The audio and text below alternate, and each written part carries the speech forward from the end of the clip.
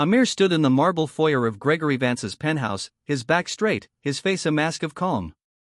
The elevator hummed behind him, delivering the hedge fund tycoon home from another day of conquests on Wall Street. Amir braced himself. Every night was the same. Vance would stride in, his tailored suit pristine, his eyes hunting for flaws.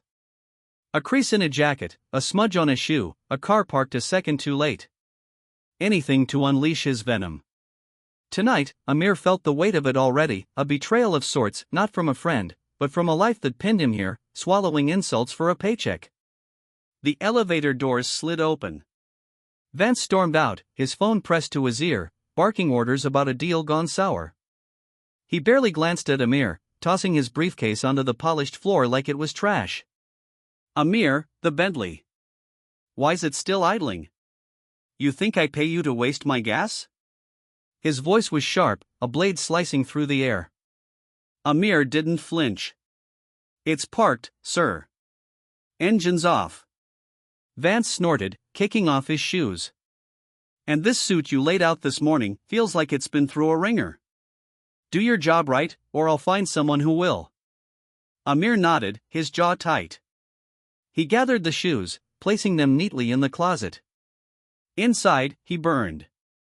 He'd come to New York from Morocco 10 years ago, chasing dreams, not this, a grown man berated like a child.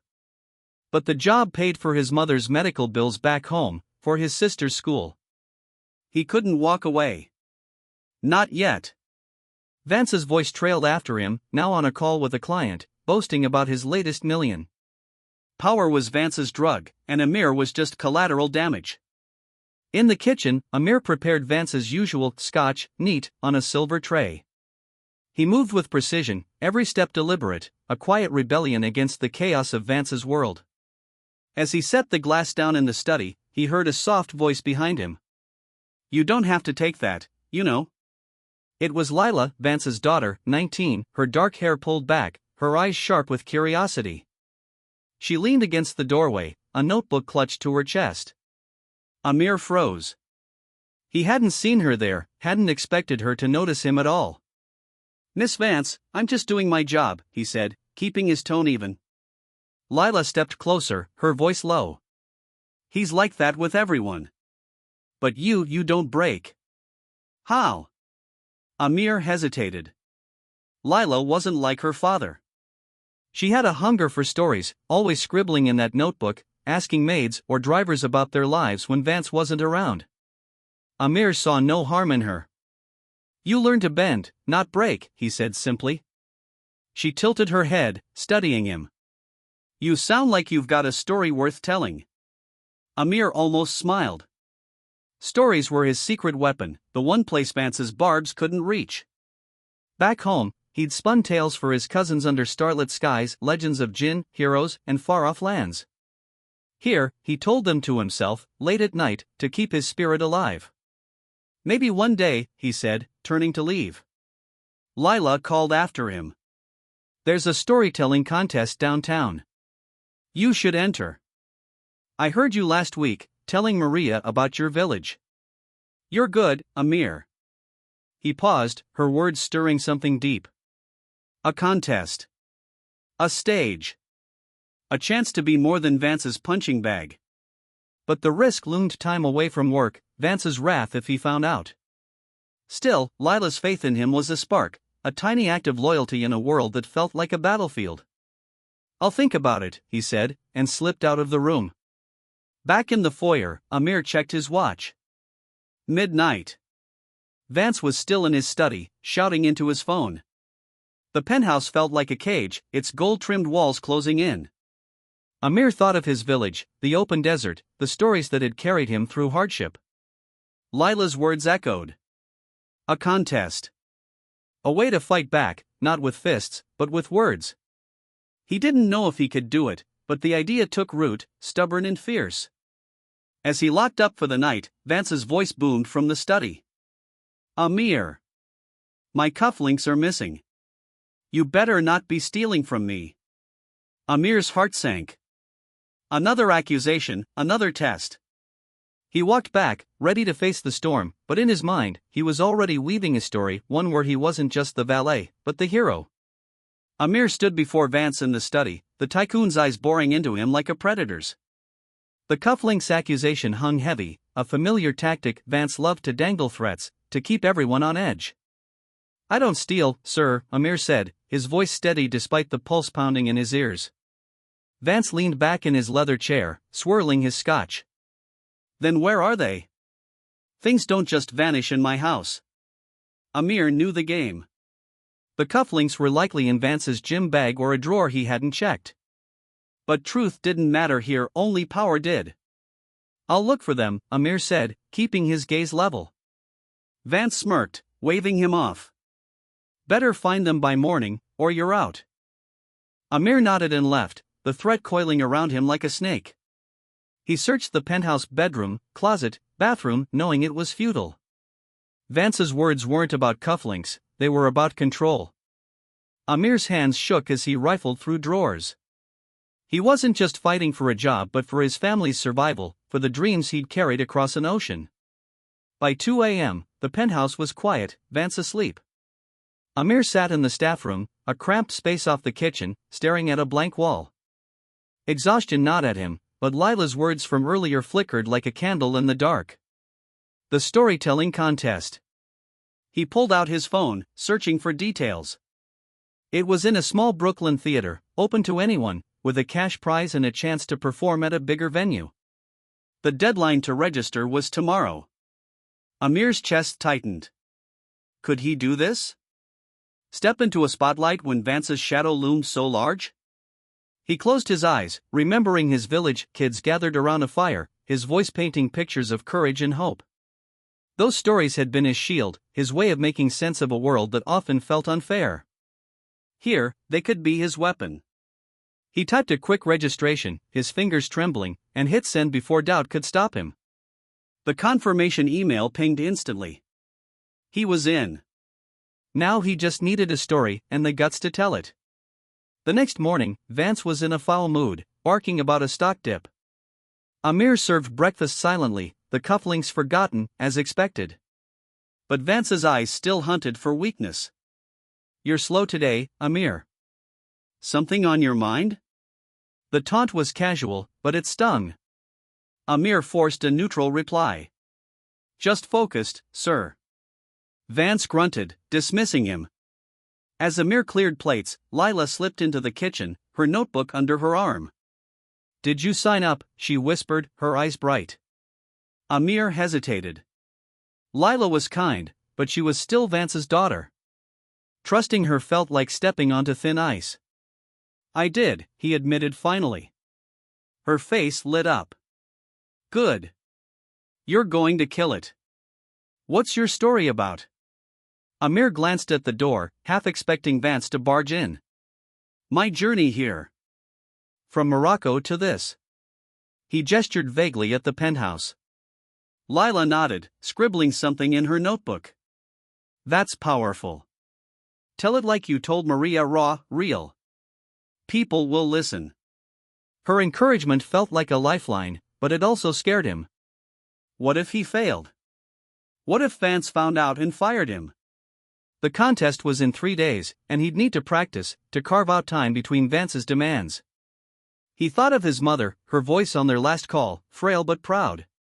"You're strong, Amir. Don't forget." He wouldn't. Not now.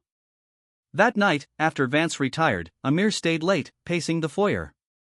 He spoke his story aloud, softly, testing the words. "I was 16 when I left my village," his voice grew steadier, the tale of his journey, stowing away on a ship, scraping by in strange cities, landing in New York with nothing but hope, taking shape. Each word felt like a brick, building something solid, something Vance couldn't tear down. But trouble was brewing. As Amir locked up, he overheard Vance on a call in his study, the door ajar. "Yeah, I'll be at that Brooklyn thing. Curiosity, mostly. Let's see what the rabble's got." Amir's stomach dropped. The contest. Vance was going. Not to support, but to judge, to mock, maybe even to sabotage.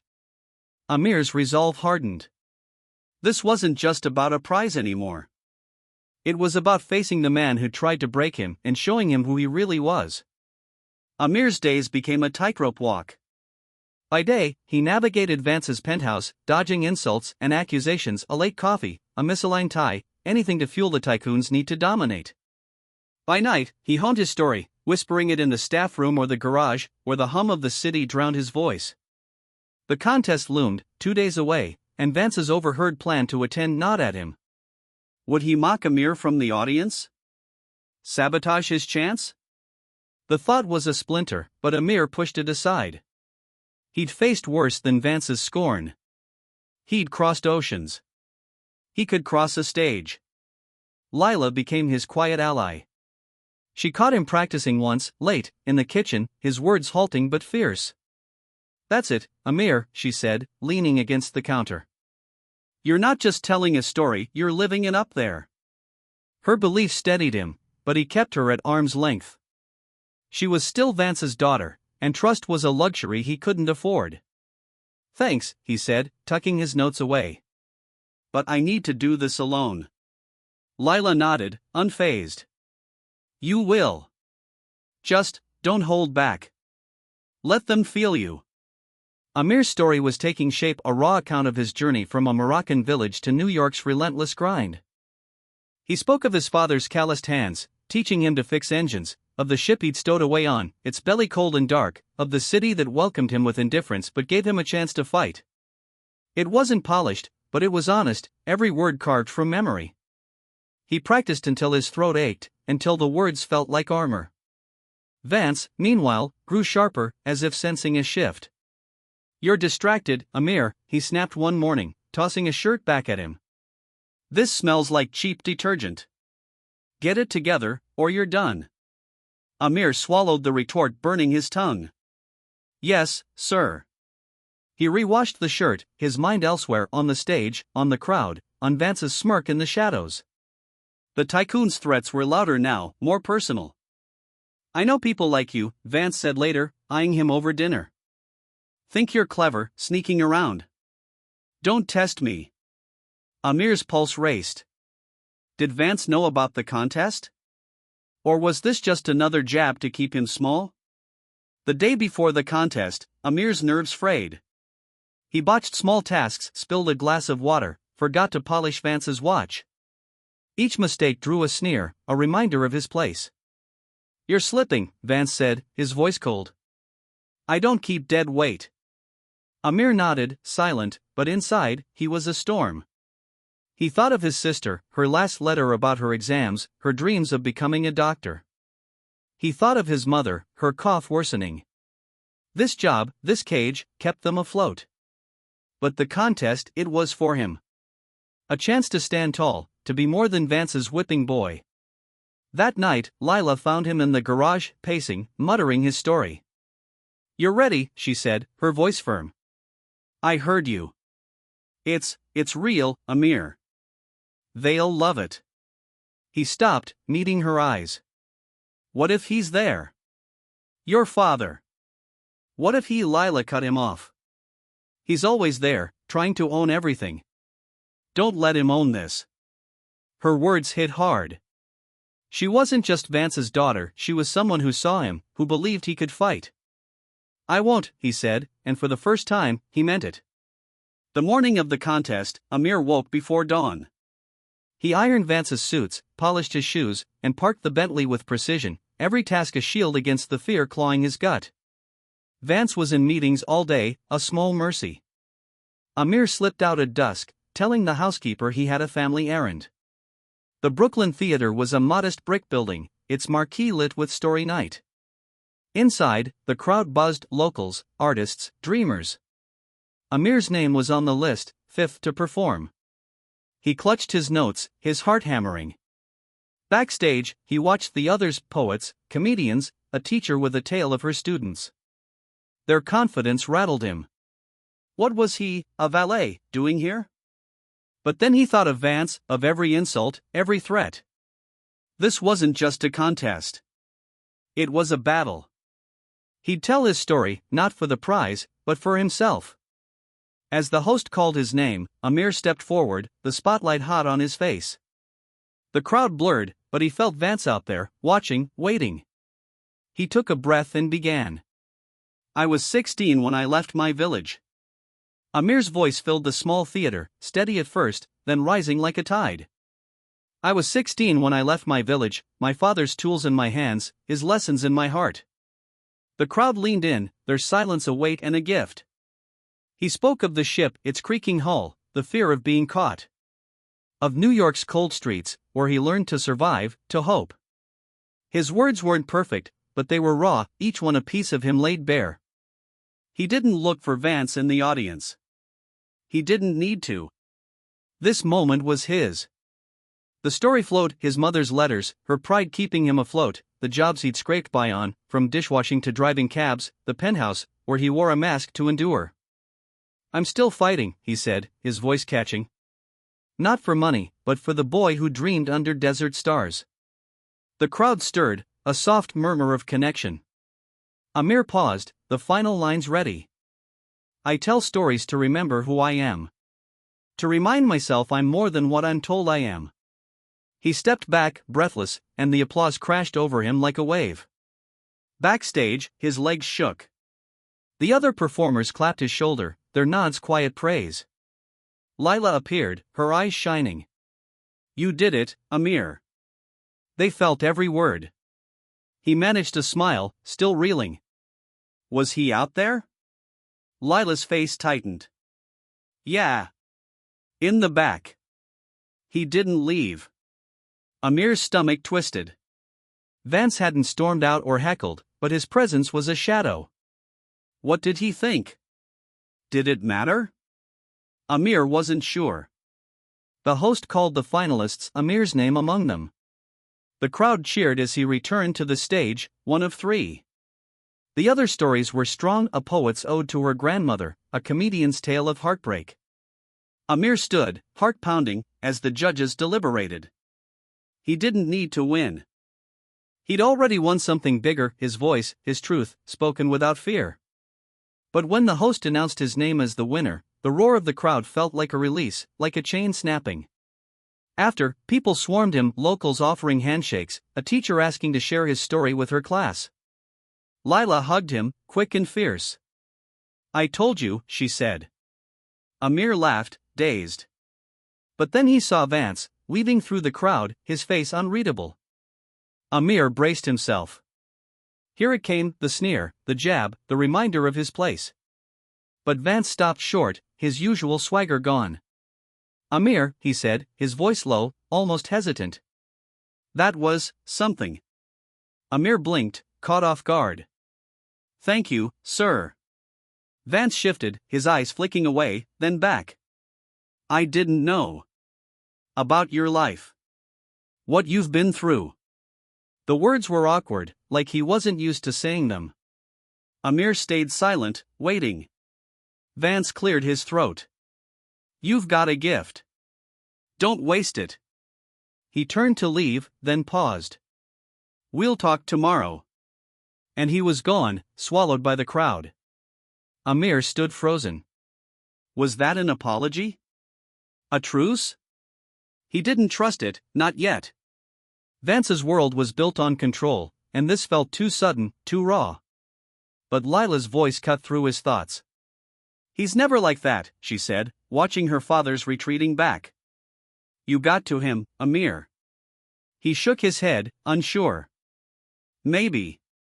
Or maybe he's just playing a new game. Lila frowned but didn't argue. She handed him the contest prize, a check for $500 and a slot at a bigger storytelling event. Whatever he's doing, you're not alone now. You've got this. That night, Amir rode the subway home, the check in his pocket, his mind racing. Vance's words echoed, unsettling but heavy with possibility.